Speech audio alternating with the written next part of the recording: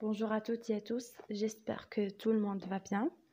Alors aujourd'hui, on se retrouve pour une nouvelle vidéo. Donc, on va étudier ensemble un mouvement artistique et littéraire assez important destiné aux étudiants de deuxième année licence français. Donc, il s'agit de romantisme. Donc, c'est parti. Nous allons voir en premier temps la définition du mouvement, les caractéristiques, les écrivains et les thèmes abordés.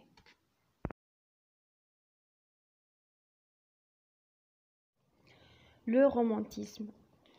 Le romantisme est un mouvement artistique européen dont l'origine remonte à la fin du XVIIIe siècle.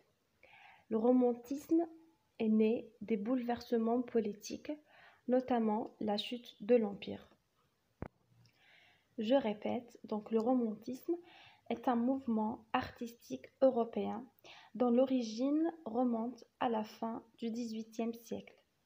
Le romantisme est né des bouleversements politiques. Donc, à l'époque, il y avait plusieurs bouleversements politiques, comme par exemple la Révolution française en 1789.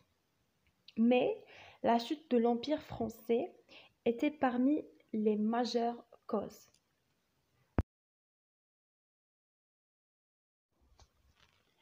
Contexte politique. La première moitié du XIXe siècle marque une série de mutations, d'instabilité et d'incertitudes. La population française s'est répartie entre bonapartistes et républicains. Je répète, donc la première moitié du XIXe siècle marque une série de mutations. Mutations, c'est-à-dire des changements, d'instabilité et d'incertitude. Donc, cette série de mutations et d'instabilité politique a mené les Français pour être répartis en deux courants, bonapartistes et républicains. Le contexte social. L'inégalité existe toujours. La valorisation de l'argent par les bourgeois laisse un peu de place à celle de l'artiste, dont le travail n'est pas rentable. La souffrance et la mélancolie dominent leurs traces écrites. L'inégalité existe toujours. La valorisation de l'argent par les bourgeois laisse un peu de place à celle de l'artiste dont le travail n'est pas rentable. Donc, regardez, au XIXe siècle, l'inégalité existe toujours. Donc, on voit émerger deux nouvelles classes sociales. La bourgeoisie, qui est constituée de banquiers, d'industriels, etc., qui ont de bonnes conditions de vie, et les ouvriers qui travaillent dans des conditions extrêmes. Donc, l'artiste n'a pas pu retrouver sa place au sein d'une communauté matérialiste.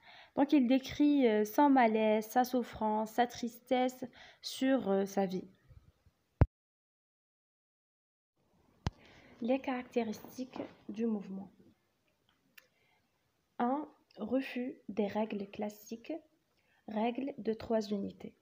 Donc, quelles sont les règles des 3 unités? Donc, nous avons l'unité de temps, l'unité de lieu et l'unité de l'action. 2. Le vers romantique. Briser la règle de versification traditionnelle d'Alexandrin. Donc, ils sont contre les règles rigoureuses, parmi eux la règle de versification traditionnelle. Très bien. Donc, 3e élément, la liberté de création et d'imagination. Là, c'est bien clair. La contemplation de la nature. 5. Subjectivité, jeu, le moi comme valeur absolue. Donc, le jeu marque la présence de l'auteur, donc c'est explicitement. 6. L'actualité politique et sociale est une source d'inspiration dans laquelle il voulait donner une vision plus réaliste sur le monde.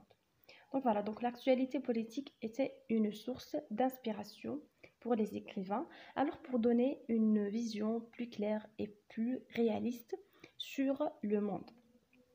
La nostalgie du passé, redécouverte des littératures internationales, et là je parle des épopées, des légendes, des contes, etc. Donc il y avait aussi un point assez important, c'est que les romantiques sont contre le classicisme, dont ils cherchent la création et l'innovation en permanence. Les principaux écrivains. Nous avons Alphonse de Lamartine, Alfred de Musset, Victor Hugo, Chateaubriand, Honoré de Balzac et Alfred de Vigny.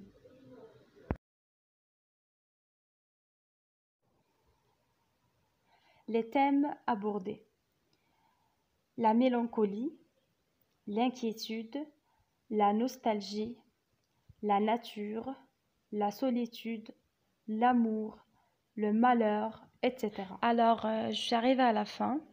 J'espère que la vidéo d'aujourd'hui vous a plu. N'hésitez pas à abonner à ma chaîne YouTube pour recevoir toutes mes vidéos. Donc, je vous dis à bientôt.